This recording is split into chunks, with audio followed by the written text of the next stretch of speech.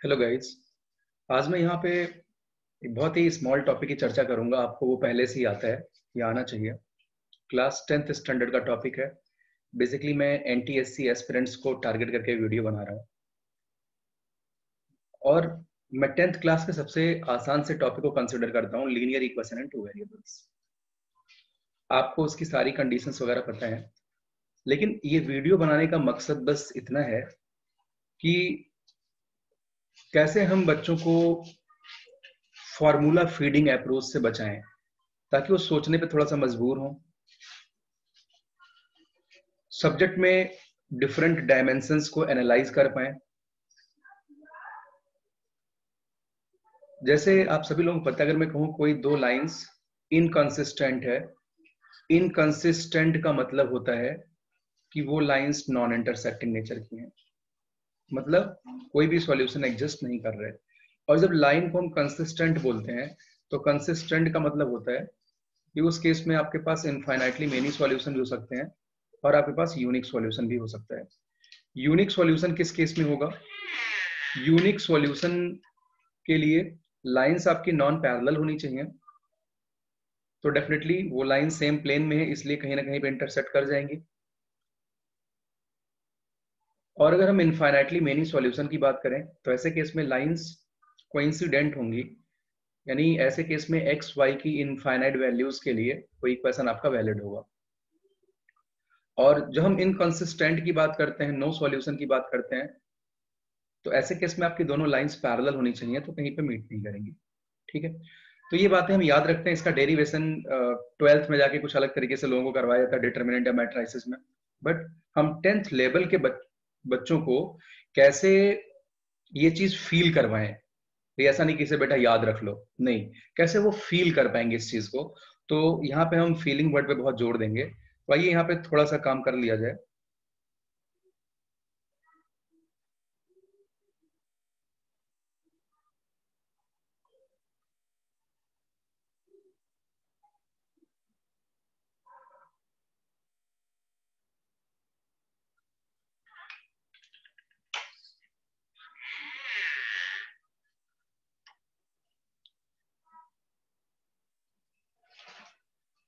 यहाँ पे मैं दो लाइंस कंसिडर कर लेता हूँ। एक लाइन आपके पास है L1 such that A1 x plus B1 y plus C1 equals 0। और दूसरी लाइन आपकी L2 है such that A2x plus B2y plus C2 equals 0। ये लाइंस आपके 2 डायमेंशनल स्पेस की लाइंस हैं, मींस एक्स वाई प्लेन की लाइंस हैं। तो इसको और अच्छे से फील करने के लिए आपको ये बातें भी 10th स्टैंडर्ड पे पता होनी चाहिए कि लीनियर इक्वेशंस ही इनका नाम क्यों पड़ा, क्योंकि जब आप इनका ग्राफ बनाएंगे वाई वर्सेस एक्स का तो एक लाइन बनती है। खैर, अब यहां पे हमें नेचर ऑफ सॉल्यूशन की चर्चा करनी है।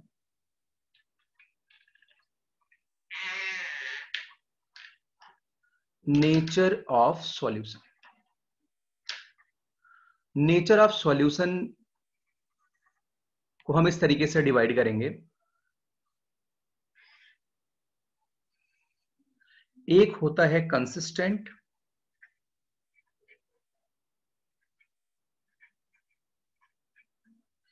एक होता है inconsistent.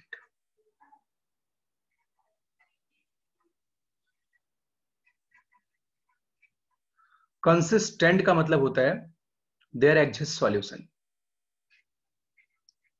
There exist solution. Inconsistent का मतलब होता है देयर एग्जिस्ट नो सॉल्यूशन।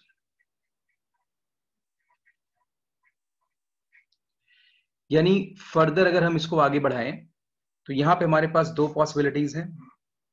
एक unique solution,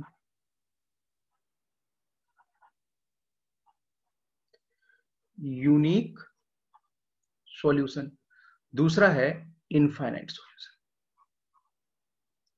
unique solution and infinite solution. आप इनके लिए जो बात याद रखते हैं वो मैं यहां पे लिख देता हूं।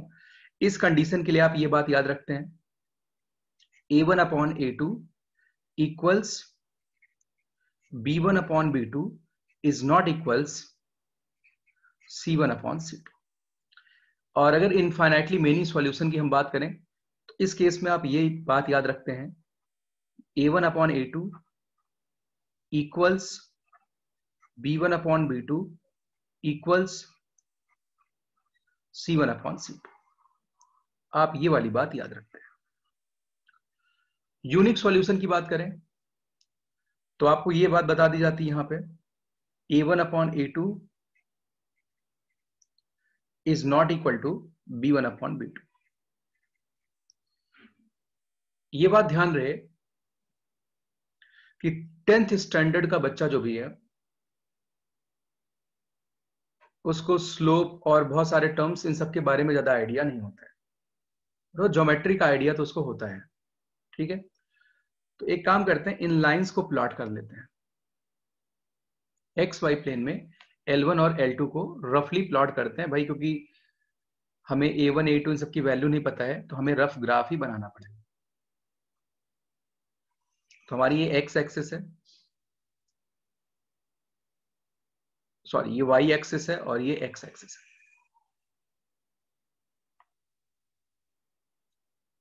Y axis and X axis.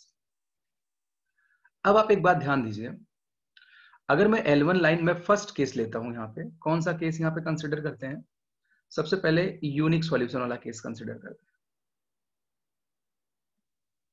या यूनिक केस से हम इस चीज को कनेक्ट नहीं कर पाएंगे ज्योमेट्रिकल रिजल्ट को। सबसे पहले हम कंसिडर करते हैं इनकंसिस्टेंट वाले केस को। इसका नाम रख लेते हैं, ये हमारा केस 1 होगा अपनी स्टडी में, ये हमारा केस 2 होगा और ये हमारा केस 3 होगा। तीनों हम एक साथ ही डिस्कस कर लेंगे यहाँ पे एक डायग्राम में। तो मैं यहाँ पे L1 लाइन को बना लेता हूँ, राइट। जो हमारी L1 स्ट्रेट लाइन है उसको बना लेते हैं। पहला केस हमने क्या लिया है, फर्स्ट केस हमने यहाँ पे सर्कल कर रखा है, मींस इनकंसिस्टेंट वाला केस लिया है। यानी L1 और L2 दोनों लाइंस कैसी होंगी इस केस में, पैरेलल होंगी। ये बात पता है, तभी भाई मीट नहीं करेंगी। तो हम L1 और L2 को रफली यहाँ पे बना लेते हैं। ये हमारी L1 लाइन है और हम यहीं पे लगे हाथ L2 भी बना लेते हैं। ये हमारी यहाँ पे L2 स्ट्रेट लाइन है। आप देख पा रहे हैं फिगर में दोनों ही पैरेलल लाइंस हैं।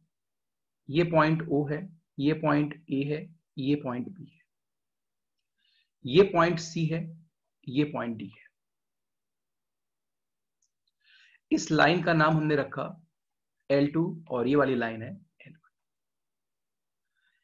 अगर मैं L1 का x इंटरसेप्ट निकालूं यानी OA का लेंथ निकालूं तो y को 0 कर देंगे तो हमें x इंटरसेप्ट मिल जाएगा, ये होगा -C1 अपॉन A1।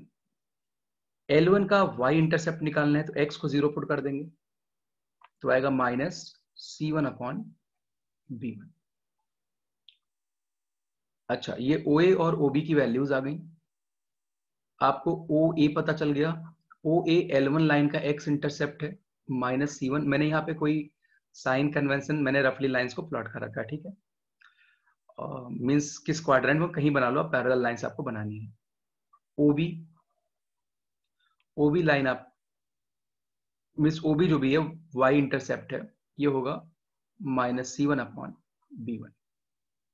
इसी तरीके से OC की बात करें तो L2 लाइन का x इंटरसेप्ट है -C2 upon A2।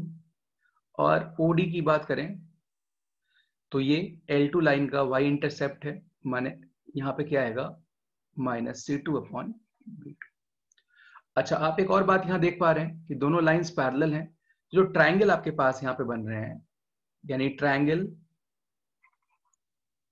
OBA is similar to triangle ODC।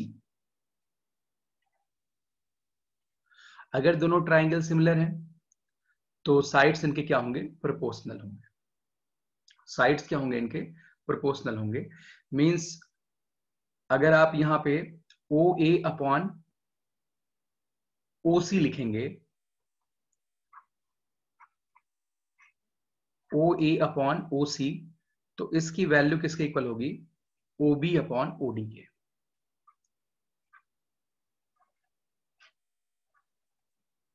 O B upon O D के। अच्छा, अगर आप इसको इक्वेट करते हैं, ओ ए अपॉन ओ सी करते हैं, तो आपको मिलेगा A two upon A one, यहां से मिलेगा A two upon A one. O B upon O D आप करेंगे तो आपको मिलेगा B two upon B one.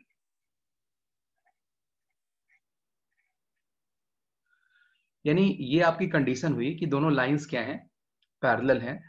और पैरेलल का ही स्पेशल केस होता है कोइंसिडेंट, तो यहां पे साथ साथ मुझे कोइंसिडेंट भी एक्सप्लेन करना पड़ेगा।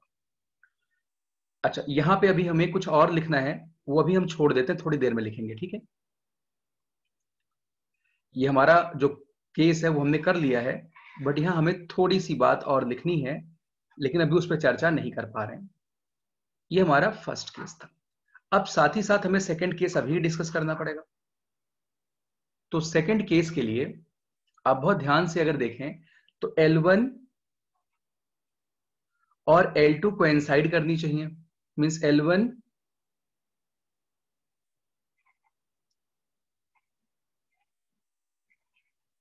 Coincides on L2। अगर ये L1 लाइन इसी पे बैठ जाए L2 पे, तो आप यहां पे तुरंत एक बात कहेंगे कि दोनों के x इंटरसेप्ट मींस OA और OC इक्वल होंगे, एंड साथ ही साथ OB और OD इक्वल होंगे। यानी दोनों को आप इक्वेट कर लीजिए, तो यहां से आएगा A2 upon A1 equals C2 upon C1। और दूसरी बात, एंड अगर आप OB और OD को इक्वेट करेंगे तो B2 अपॉन B1 इक्वल्स आएगा C2 अपॉन C1। यानी आप दोनों को अगर कंबाइन कर लेंगे, अच्छा जब आप लाइंस को कोइंसाइड करवा रहे हैं तो पैरेलल तो है ही है, लेकिन वो पैरेलल का ही स्पेशल केस हो गया। तो इस केस में क्या हुआ? A2 upon A1 equals B2 upon B1 equals C2 upon C1 आ गया। अच्छा, इस केस में क्या होगा? यहीं पे इज नॉट इक्वल टू क्या होना चाहिए? C2 अपॉन C1, नहीं तो लाइंस कोइंसिडेंट हो जाएंगी। तो दो बातें आप यहाँ पे फील कर पा रहे हैं ज्योमेट्री में भी। एक केस में क्या है, यहाँ पे लाइंस इनकंसिस्टेंट है, यानी कोई सॉल्यूशन नहीं है। यहाँ पे कंसिस्टेंट है, बट इनके पास इनफाइनाइटली मेनी सॉल्यूशंस है। अच्छा, अगर लाइंस नॉन पैरेलल होंगी, भाई पैरेलल का केस जो था A2 upon A1 equal to B2 upon B1, ये नेसेसरी कंडीशन थी। Means A2 upon A1 is not equal to क्या होना चाहिए? B2 upon B1। A2 upon A1 is not equal to B2 upon B1, यानी triangle similar नहीं होंगे ऐसे case में।